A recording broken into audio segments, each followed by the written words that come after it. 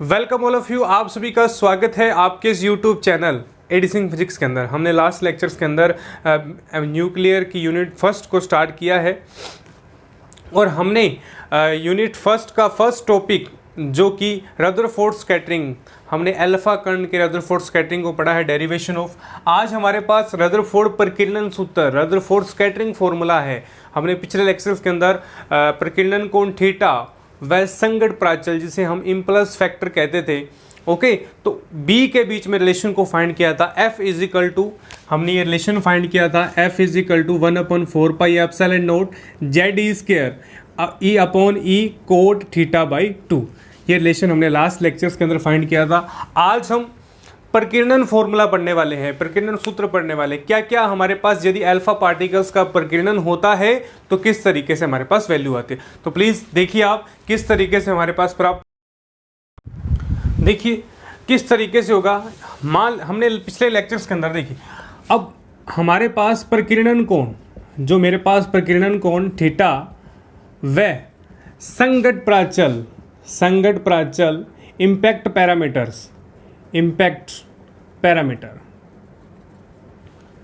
के अनुसार। अब देखिए पिछले लेक्चर्स के अंदर हमने ये रिलेशन किया था, वहाँ पर हमने इस तरीके का जो रिलेशन आया था। अब इसके अंदर क्या था, यहाँ पर क्या था E और यहाँ कोट थीटा बाई 2। अब जो रिलेशन था, रिलेशन किसके बीच में था, रिलेशन किसके बीच में था, और हम यहाँ से क्या कह सकते हैं, B कोट थीटा बाई 2। हमने यहाँ पर कहा था कि B जो है वो कोट थीटा बाई 2 की क्या है, इक्वल है। ओके, अब देखिए मेन बात देखिए, अब रदरफोर्ड प्रकीर्णन सूत्र, रदरफोर्ड स्कैटरिंग फॉर्मूले के अंदर कहने का मतलब, यदि मैं थीटा कोण से अधिक मान करूं, यदि यहाँ पर थीटा की वैल्यू से ज़्यादा वैल्यू करूं, मेरे पास देखिए इस तरीके से अल्फा कण है, अब अल्फा कण मान लीजिए इस तरीके से किसी प्राचल पर आपतित होता है। अब ये हमारे पास स्कैटरिंग सिस्टम है। अब इस तरीके से क्या होता है, आपतित होता है। मान लीजिए ये थीटा कोण पर था, अब ये डी थीटा है। अब ये था आर थीटा और ये आर साइन थीटा और ये आर डी थीटा, और ये हमारे पास क्या है, पार्टिकल्स हैं। और यहाँ पर ये डी एस जो है ये अल्पांश है। क्या है ये हमारे पास, अल्पांश। ओके, तो ये अल्फा पार्टिकल्स है। अल्फा पार्टिकल्स का इस परत पर क्या होता है, इस अल्फा पार्टिकल के परत पर क्या होता है, प्रकीर्णन होता है। अब जब प्रकीर्णन होगा तो अल्फा जो कण है, अल्फा कण है वो पाई बी स्क्वायर मतलब जो एरिया है, पाई बी स्क्वायर का मतलब जो एरिया है उसके अंदर क्या होगा, उस क्षेत्रफल के अंदर क्या होगा, आपतित होंगे, क्षेत्रफल के अंदर आपतित करेंगे। अब कहने का मतलब मेरे पास अल्फा पार्टिकल है, जो ये सरफेस है, इस एरिया के अंदर क्या है, जो एरिया का क्षेत्रफल है पाई बी स्क्वायर, वहाँ पर थीटा से अधिक कोण पर परावर्तित करेंगे। और यहाँ पर हमारे पास स्कैटरिंग क्रॉस सेक्शन मिलेगा। क्या मिलेगा, स्कैटरिंग क्रॉस सेक्शन, जिसे हम हिंदी में कहते हैं प्रकीर्णन, क्या कहते हैं अपन इसके, प्रकीर्णन परिक्षेत्र। तो क्रॉस सेक्शन को हम सिग्मा से डोनेट करते हैं, जो पाई बी स्क्वायर के क्या है, इक्वल है। आपने ध्यान रखना है कि क्रॉस सेक्शन का मतलब, यदि हम अल्फा पार्टिकल्स को इस सतह पर आपतित करवाया जाता है, प्रकीर्णित करवाया जाता है, तो ये सतह की जो हमारे पास एरिया है वो सिग्मा के बराबर प्राप्त होता है। ओके, तो यहाँ तक हमारे पास प्राप्त होता है। अब मान लेते हैं मेरे पास माना अल्फा कण है वो टी मोटाई का है। अब आपने मानना है, लेट करना, सपोज करना है कि अल्फा पार्टिकल है वो मेरे पास क्या है, टी मोटाई का है, और जिसमें एकांक आयतन पर n परमाणु है। ओके, तो यहाँ पर क्या होगा, टी मोटाई पर एकांक आयतन पर परमाणु कितने होंगे, nt। ओके, तो टी मोटाई है, n जो परमाणु है, अगर उस पर हम बात करें तो यहाँ पर क्या होगा, nt। अब अल्फा कण का जो पुंज है, अल्फा कण का जो सिस्टम है, कण का जो पुंज है वो क्षेत्रफल पर क्या किया जाता है, आपतित किया जाए, तो किस तरीके से होगा, nt पाई बी स्क्वायर। और जो हम पाई बी स्क्वायर क्या है, इसका एरिया है जहां पर ये क्या है, प्रकीर्णित हुआ है, तो हम यहाँ पर क्या कहेंगे, थीटा व थीटा से अधिक कोण पर, जो थीटा व थीटा से अधिक कोण पर क्रॉस सेक्शन, क्या आएगा, क्रॉस सेक्शन। ओके, तो ये हमारे पास क्रॉस सेक्शन। अब हमें वैल्यू किसकी चाहिए, अब हमें फोर्स निकालना है। क्या निकालना है, हमें फोर्स निकालना है।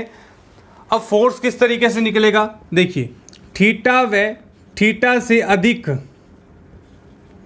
कोण पर क्रॉस सेक्शन, ओके, प्रकीर्णित परिक्षेत्र अपॉन के अंदर क्रॉस सेक्शन अपॉन अल्फा कण पर आपतित क्षेत्र, यानी अल्फा कण किस पर आपतित हुआ है, आपतित क्षेत्र। अब देखिए क्रॉस सेक्शन के कारण क्या था, N T pi B square, और मेरे पास क्या है, ये ए, मेरे पास क्या है यहाँ पर ए।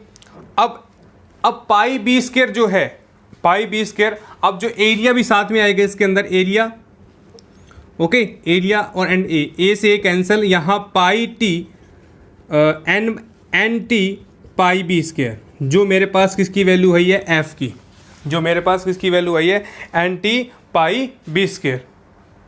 ओके, अब देखिए, अब हमारे पास किसकी वैल्यू है, हमारे पास बी की वैल्यू है, हमारे पास बी की वैल्यू ऑलरेडी है। बी क्या होता है हमारे पास, देखिए बी हमने समीकरण, यहाँ बी आएगा, बी हमने यहाँ से कैलकुलेट किया था, तो यहाँ पर क्या करना है, बी की वैल्यू रखनी है। क्या रखनी है, बी की वैल्यू रखने पर, तो रखिए आप बी की वैल्यू को। किस तरीके से हम बी की वैल्यू रखेंगे, अब हम b की वैल्यू रखते ही मेरे पास क्या रिलेशन बनेगा, f is equal to n T pi.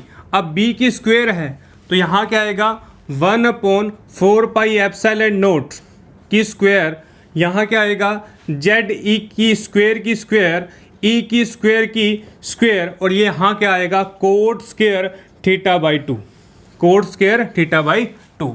हमने ये स्क्वायर किया है इसको यहाँ पर, ओके, कोट थीटा बाई 2। अब देखिए, अब हमारे पास ये स्क्वायर वाला पोर्शन है, इसको समीकरण नंबर देता हूँ 2, समीकरण नंबर 2, और समीकरण नंबर फर्स्ट हमारे पास इसको बना दीजिए आप, ओके, समीकरण फर्स्ट और समीकरण नंबर। अब मेरे पास देखिए यहाँ पर थीटा व थीटा प्लस डी थीटा, अब यहाँ पर थीटा व थीटा प्लस डी थीटा के रूप में क्या हो रहा है, प्रकीर्णन हो रहा है। तो यहाँ देखिए आप, यहाँ प्रकीर्णन जो है, स्कैटरिंग जो है, थीटा कोण व थीटा प्लस डी थीटा के बीच में हो रहा है, ओके। तो यहाँ पर हम डीएफ निकालेंगे, तो डीएफ कैलकुलेट करने के लिए क्या होगा, डिफरेंशियल करने पर, डिफरेंशियल कीजिए आप समीकरण नंबर 2, समीकरण 2 का डिफरेंशियल, डीएफ आ गया। अब ये भी कांस्टेंट है, ये भी कांस्टेंट है, ये भी कांस्टेंट है, तो डिफरेंशियल किसका होगा, कोट का होगा। क्या होगा, कोट का। तो यहाँ पर एन टी पाई क्या आएगा, जेड ई स्क्वायर, ओके। तो यहाँ पर जेड ई स्क्वायर का यहाँ मैं होलसेल कर रहा हूँ 4 पाई एप्सिलॉन नॉट ई, ओके। तो ये हमारे पास बाहर आया। अब कोट स्क्वायर थीटा बाई 2 का क्या आएगा, यहाँ पर कोट स्क्वायर थीटा बाई 2 का आप डिफरेंशियल कीजिए, क्या आएगा, कोट थीटा बाई 2, फिर कोट का cot cosec square theta by 2, और यहाँ पर कोट का कर रहे हैं तो माइनस आएगा, तो माइनस मैंने यहाँ पर आगे लगाया, ओके। बड़े ही ध्यान से आपने करना है। समीकरण नंबर 3, समीकरण नंबर मेरे पास क्या प्राप्त हुई, 3। कुछ भी नहीं किया, इस समीकरण का डिफरेंशियल किया। डिफरेंशियल किस तरीके से करेंगे, एन भी कांस्टेंट, टी भी कांस्टेंट, पाई भी कांस्टेंट, 1/4 पाई एप्सिलॉन नॉट भी कांस्टेंट, और ये सारा प्रोग्राम कांस्टेंट। इन सभी को मैंने बाहर लिया, कोट स्क्वायर थीटा बाई 2 का डिफरेंशियल किया। क्या होगा, coat theta by 2 coat square theta by 2, यहाँ माइनस का आएगा, ओके। समीकरण नंबर मेरे पास क्या प्राप्त हुई, 3rd, समीकरण 3rd यहाँ पर हमने प्राप्त की। अब हम क्या करेंगे, समीकरण 3rd को हमने एज इट इज लिखना है, ओके। अब देखिए यहाँ पर, अब यहाँ से डायग्राम की ओर देखिए, अल्फा कण है, मैंने मान लीजिए किसी पन्नी पर आपतित किया है, किसी स्कैटर किसी हम मेरी जगह पर आपतित किया है, तो आपतित करने पर अब देखिए यहाँ पर जो सरफेस है, यहाँ पर फिगर के अंदर जो सरफेस है वो ds मैंने लिखा यहाँ पर, ds हमें ds कैलकुलेट करना है। इनके बीच में यदि मैंने 2 परतों के बीच में इसको अल्फा कण पर केंद्रित किया है तो ds किस तरीके से कैलकुलेट होगा। अब अल्फा कण जो है, अल्फा अल्फा कण का प्रकीर्णन जो है वो मेरे पास वलयाकार संरचना देखिए कहाँ पर है। अल्फा कण का जो प्रकीर्णन है इस रिंग पर हो रहा है, अब इस रिंग का क्या है, इस रिंग की लंबाई और चौड़ाई, इस रिंग का यदि मैं एरिया निकाल लूँ, इस रिंग का एरिया निकाल लूँ, क्षेत्रफल निकाल लूँ, कहाँ पर, वलयाकार थीटा व थीटा प्लस डी थीटा के बीच में क्या आएगा, क्षेत्रफल, क्या आएगा, एरिया। तो क्षेत्रफल कैलकुलेट करेंगे, ds किस तरीके से होगा। अब देखिए, अब वलयाकार रिंग की जो चौड़ाई है, वो क्या है, 2r sin थीटा। ओके, वलयाकार रिंग की जो चौड़ाई है r sin थीटा, और यहाँ पर रेडियस r sin थीटा है, चौड़ाई r d थीटा, और यहाँ रेडियस जो त्रिज्या है वो क्या है, r sin थीटा। तो यहाँ पर एरिया निकालेंगे 2 पाई r sin theta r d theta. तो मेरे पास क्या आ गया, 2 पाई r square sin theta d theta ds। Okay, तो ये मैंने किस में निकाला, अल्फा कण का प्रकीर्णन कब हुआ, जहां थीटा व डी थीटा के बीच में वलयाकार रिंग के रूप में। ओके, तो यहां पर हमने ये इसको कैलकुलेट किया। अब हम बात करें किसकी, अब देखिए, अब मेरे पास क्या है, 2 पाई साइन थीटा, 2 पाई r स्क्वायर साइन थीटा। अब यहां पर हमने थोड़ा सा इसको सोल्व करना है, किस तरीके से करेंगे। अब इसको सोल्व करने के लिए, अब मेरे पास जो रिलेशन है वो θ/2 के अंदर है। आपने बड़े ध्यान से देखना है, जो मैंने यहाँ कैलकुलेट किया है थीटा, मैं इसको θ/2 में कैलकुलेट करूँगा, क्योंकि जो इक्वेशन है वहाँ आसानी होगी। तो क्या होगा यहाँ पर, 2 पाई r स्क्वायर, ये क्या होगा, 2 साइन θ/2, साइन थीटा क्या होगा, साइन 2 साइन θ/2 कोस θ/2। ओके, मैं इसको लिख सकता हूं। अब यहां से क्या आ जाएगा, 4 pi r square sine θ/2 cos θ/2 d theta is equal to ds। Okay, तो यहां मैंने θ/2 के एंगल चेंज किया ताकि हमें कैलकुलेशन में आसानी हो। ओके, अब हम क्या लिखेंगे यहां पर, अब देखिए, संपूर्ण प्रयोग के कारण, अब जब भी हमने एक्सपेरिमेंट किया है, ni है अल्फा कणों की संख्या, अल्फा कणों के प्रकीर्णन की संख्या जो कि इस वलयाकार रिंग पर गई है, संख्या जो थीटा व थीटा प्लस डी थीटा के प्रकीर्णन के कारण प्राप्त होती है। तो यहाँ पर मेरे पास जो रिलेशन आएगा वो किस तरीके से आएगा, प्रकीर्णन की संख्या, यानी ni जो है वो df के क्या है, इक्वल्ड होगा। कहने का मतलब, इस प्रैक्टिकल के अंदर जो अल्फा कण पार्टिकल्स हैं, थीटा प्लस डी थीटा जो है, उसके बीच में डिफरेंस जो है वो ni और df के रूप में। और यदि अल्फा कणों की संख्या थीटा व डी थीटा के प्रकीर्णन के एकांक क्षेत्रफल पर कैलकुलेट करें तो किस तरीके से आएगा, ni df और ds। एकांक क्षेत्रफल मेरे पास क्या है, ds है, एकांक क्षेत्रफल क्या है, ds, और यहाँ एकांक क्षेत्र, इसको हम n थीटा से डोनेट करेंगे। तो मेरे पास फॉर्मूला बना n theta is equal to ni df और यहाँ ds।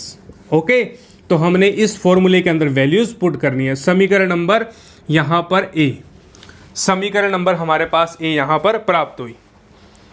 ओके, अब देखिए, अब कुछ भी नहीं करना, अब हमें वैल्यू रखनी है df की और ds की। वैल्यू रखिए आप, क्या आएगी, n थीटा यहाँ से ni का ni as it is into क्या आएगा, माइनस का nt पाई जेड ई square 4 pi epsilon naught e की स्क्वायर, यहाँ कोट θ/2 कोसेक स्क्वायर θ/2 अपॉन के अंदर क्या आएगी value, 4 pi r square sine θ/2 cos θ/2 d theta. Okay, यहाँ पर हमने क्या रखनी है, वैल्यूज रखनी है। ओके, अब देखिए, डायग्राम की कोई आवश्यकता नहीं है हमें अभी, क्योंकि हमने वैल्यूज को कैलकुलेट किया है, सिर्फ कैलकुलेशन हमारी पेंडिंग है। ओके, कैलकुलेशन कीजिए, हमें n थीटा चाहिए, और n थीटा क्या है, अल्फा कण के प्रकीर्णन की संख्या जहां पर किस पन्नी पर, जिस एरिया पर वलयाकार रिंग पर क्या हुआ है, प्रकीर्णित हुआ है। ओके, तो यहाँ पर वैल्यू रखिए आप। वैल्यू रखते ही हमारे पास क्या आएगा, वैल्यू रखते ही देखिए आप, अब एन थीटा यहाँ से माइनस का N I N T pi, okay, और यहाँ से क्या आएगा z e square 4 pi epsilon naught e की स्क्वेयर। अब कोट थीटा है, कोट थीटा को चेंज कीजिए आप, cos theta by 2 sine theta by 2, और यहाँ पर कोसेक स्क्वेयर है तो 1 by cos square theta by 2। Okay, मैंने इसको इस रिलेशन में लिखा। यहाँ क्या है 4 pi r square sine theta by 2 cos theta by 2, और यहाँ से डी थीटा। ओके, तो देखिए आप वैल्यू कौन कौन सी कैंसिल होगी, ये वैल्यू से ये वैल्यू कैंसिल होगी। ओके, तो नीचे साइन आएगा, साइन, ये भी साइन, तो यहाँ पर क्या बनेगा, एक साइन 2, और ये ऊपर जाते ही ये अगर नीचे पोर्शन आएगा तो मेरे पास क्या बनेगा, माइनस का N I N T pi, minus का N I N T pi क्या बनेगा, जेड ई स्क्वेयर। ओके, तो आप इसको खोल लीजिए, आप किस तरीके से खोलेंगे, जेड स्क्वेयर ई की power 4, okay, 8 pi square sine sigma square e square. Okay, मैंने इसको खोल रहा हूँ इक्वेशन को, तो यहाँ क्या बनेगा 4 पाई आर स्क्वेयर।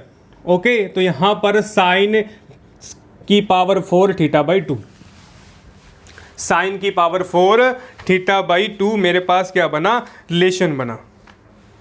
ओके, और ये सारी की सारी वैल्यू मेरे पास क्या है, कांस्टेंट, और एन थीटा समानुपाती किसके आएगा, साइन की पावर 4 थीटा बाई 2 के, और यही हमें क्या करना था, प्रूफ करना था। यानी अल्फा पार्टिकल्स पर परिकिरणित कणों की संख्या किसके बराबर होती है, साइन की पावर 4 थीटा बाई 2 के बराबर होती है। ओके, तो यही हमें क्या करना था, प्रूफ करना था, और यही हमारा क्या है, और यहां तक ये हमारा क्या है, ये बोथ फॉर्मूलेज, ये हमारा रदरफोर्ड परिकिरणन सूत्र है। क्या है, रदरफोर्ड परिकिरणन सूत्र कहलाता है। तो मोस्ट इंपोर्टेंट है, एग्जाम के अंदर डायरेक्ट पूछा जाता है, to prove Rutherford scattering formula या to calculate Rutherford scattering formula क्या है, तो हमने यहां तक के रिलेशन को प्रूफ करना है।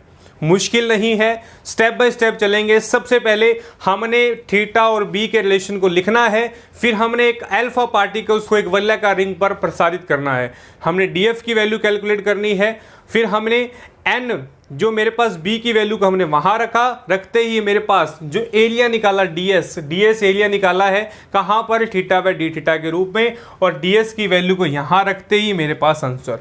सिर्फ कैलकुलेशन है, कैलकुलेशन के सिवा और कुछ भी नया नहीं है। यहाँ पर हमें Rutherford derivation of Rutherford scattering का जो फॉर्मूला है वो हमें याद रखना होगा, संगत प्राचल और थीटा के बीच में रिलेशन को हमें याद रखना होगा। ओके, तो ये हमारे पास क्या होती है, वैल्यूज प्राप्त होती है। अब देखिए ग्राफ किस तरीके से रिप्रेजेंट होगा, ग्राफ जो होगा वो किस तरीके से रिप्रेजेंट होगा। हमारे पास जो ग्राफ आएगा वो इस तरीके से आएगा, ग्राफ जो होगा एन थीटा और साइन थीटा बाई जो हमारे पास ग्राफ है वो यहाँ पर 180, मेरे पास जो ग्राफ आएगी, ग्राफ की वैल्यू आएगी, ग्राफिकल रिप्रेजेंट आएगा, वो इस तरीके से मेरे पास प्राप्त होगा। ओके, अब हम क्या कहेंगे, अब यहाँ से कंक्लूजन निकालिए आप, क्या क्या कंक्लूजन आएंगे, कंक्लूजन को देख लीजिए आप। सबसे पहले कंक्लूजन आएगा कि रदरफोर्ड प्रकीर्णन सूत्र, रदरफोर्ड प्रकीर्णन की जो दर है, रदरफोर्ड प्रकीर्णन की जो दर है, अल्फा कणों की संख्या है, अल्फा कणों की संख्या टी के यानी उसकी मोटाई के समानुपाती, अल्फा कणों की संख्या उसकी क्या है, मोटाई टी के समानुपाती। ओके, समानुपाती यानी दोस्ती वाला रिलेशन है।